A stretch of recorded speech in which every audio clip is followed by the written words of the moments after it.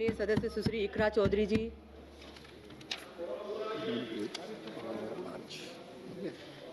धन्यवाद अध्यक्ष जी। मैं वित्त विधेयक 2026 और उसके आधार पर प्रस्तुत किए गए केंद्रीय बजट का कड़ा विरोध करने के लिए खड़ी हुई हूँ। यह विकसित भारत या युवा शक्ति का बजट नहीं है, ये एक धोखे का बजट है जिसे रिकॉर्ड आवंटन, वित्तीय अनुशासन, समावेशी विकास की पुरानी भाषा में लपेटकर पेश किया जा रहा है। मैं इसकी सच्चाई को सरल शब्दों में सामने रखना चाहती हूँ, क्योंकि भारत की जनता सिर्फ नारे की नहीं, सच्चाई की भी हकदार है। सबसे पहले जिस वित्तीय अनुशासन की बात सरकार कर रही है, मैं ये बताना चाहती हूँ सदन को कि वो अनुशासन समाज कल्याण और राजस्व में कटौती करके हासिल किया गया है। इस सरकार बजट के आकार को जोर शोर से बड़ा बता रही है, लेकिन गरीबों के कल्याण के लिए बजट में घुटन है। उनके लिए खर्च का दायरा लगातार सिकुड़ रहा है। देश पर कुल कर्ज जीडीपी का करीब 55% है। ब्याज भुगतान में ही बजट का लगभग 1/4 हिस्सा चला जाता है, जो कुल राजस्व का 40% है। आम आदमी को इस बजट साइज से कोई फायदा नहीं। यह साइज पुराने कर्ज चुकाने के काम आ रहा है, गरीबों के कल्याण में नहीं। अध्यक्ष महोदय, सरकार ने 2019 में कॉर्पोरेट टैक्स में उद्योगपतियों को छूट दी थी और कहा था कि 30% टैक्स घटाने से निवेश और रोजगार बढ़ेगा।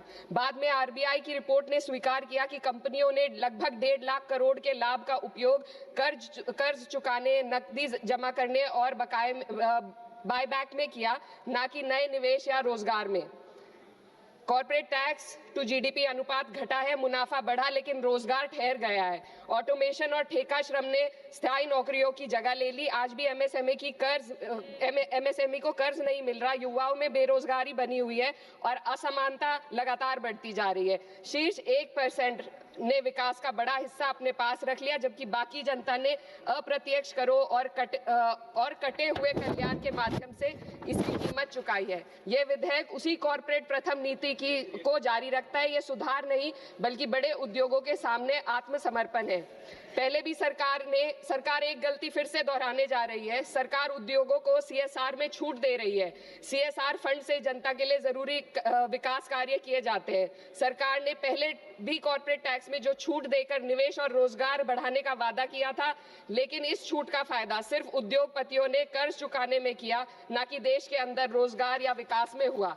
अब सीएसआर में ढील देकर सरकार ठीक वही गलती दोहरा रही है। इससे स्कूल, सड़क और अस्पताल जैसी बुनियादी विकास कार्यों पर फर्क पड़ेगा। इनकम टैक्स और जीएसटी आज देश की कुल आमदनी का 65% है। नौकर पेशी और मध्यम वर्ग आज देश को चला रहे हैं। वहीं बड़े उद्योगपति जो 2015 में 62% योगदान देते थे, आज मात्र 40% ही दे रहे हैं। ये साफ है, उद्योगपतियों मित्रों को राहत दी जा रही है और आम जनता के लिए आफत बढ़ाई जा रही है।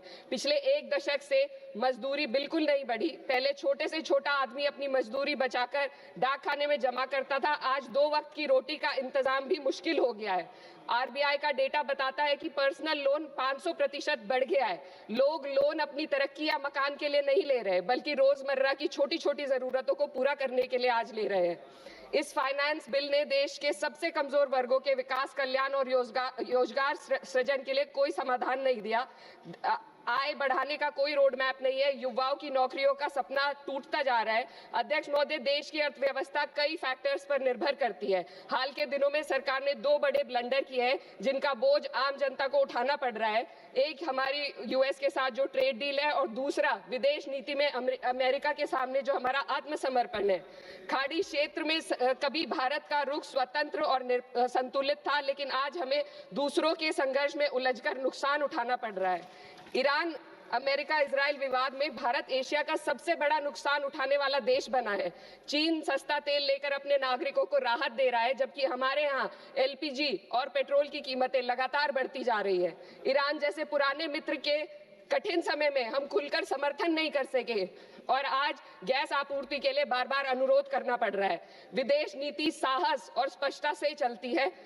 इसको ईरान के शहीद supreme leader Ayatollah Ali Khamenei ji ने अपनी शहादत से साबित किया। 36 साल की उम्र के लीडर ने कभी 56 इंच की छाती का दावा नहीं किया, बल्कि जब जरूरत पड़ी तो अमेरिका के सामने झुकने की बजाय उन्होंने शहादत को गले लगाना पसंद किया। लचर विदेश नीति ने देश को महंगाई और आपूर्ति के संकट की दहलीज पर लाकर खड़ा कर दिया है। सरकार कहती है भंडार पर्याप्त है, तो कीमतें क्यों लगातार बढ़ती जा रही है? अमेरिका के साथ जो हाल है वह व्यापार समझौता भी यही बताता है। आज भारत अमेरिका के साथ $40 बिलियन का ट्रेड सरप्लस रखता है, लेकिन इस समझौते के बाद हमें हर साल $100 बिलियन का आयात करना पड़ेगा। इससे सरप्लस घाटे में बदल जाएगा। इस ट्रेड डील ने देश के किसानों को अमेरिका के अमीर किसानों के हाथों बेच दिया है। अगर ट्रेड डील करनी ही थी तो पहले देश के किसानों को अमेरिकी किसानों की तरह भारी सब्सिडी देते, उन्हें तैयार करते और फिर ट्रेड डील करते। यह तो वैसा है जैसे दौड़ में किसी के हाथ पैर जंजीरों से बांध दिए गए और फिर कहा जाए अब दौड़ कर दिखाओ। हमारे किसानों के हाथ पैर महंगी यूरिया, महंगी बिजली और महंगे कृषि यंत्रों से बंधे हुए हैं।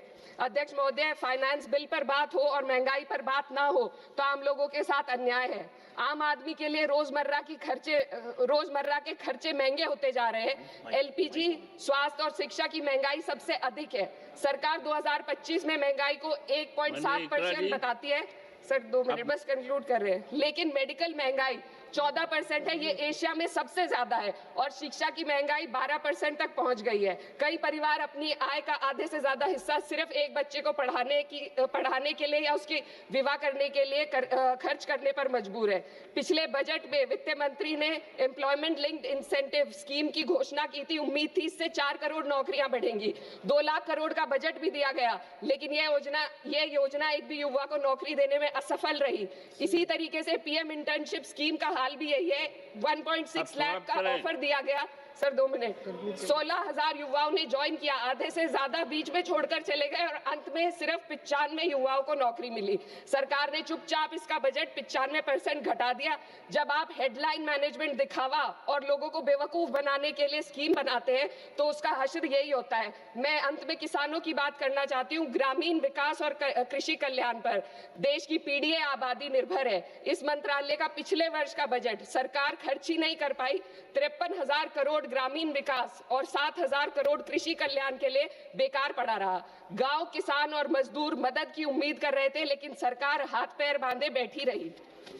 अध्यक्ष महोदय, इसलिए मैं इस सदन से मांग करती हूं कि इस वित्त विधेयक को खारिज किया जाए। 2019 की कॉर्पोरेट टैक्स कटौती को वापस लिया जाए। सामाजिक क्षेत्र पर खर्च को कम से कम जीडीपी का 6 से 8% तक बढ़ाया जाए। हर पूंजीगत खर्च को रोजगार सृजन से जोड़ा जाए और वास्तविक एमएसपी का ग्रामीण सुरक्षा सुनिश्चित की जाए। इससे कम कुछ भी 140 करोड़ भारतीयों के साथ धोखा होगा जिन्होंने हमें चुना है। महोदय, ये जनता सब देख रही है। इस सदन को तय करना होगा कि हम कॉर्पोरेट कल्याण के हक में काम करेंगे या जनता के कल्याण में। मैं इस विधेयक का विरोध करती हूँ। बहुत बहुत शुक्रिया।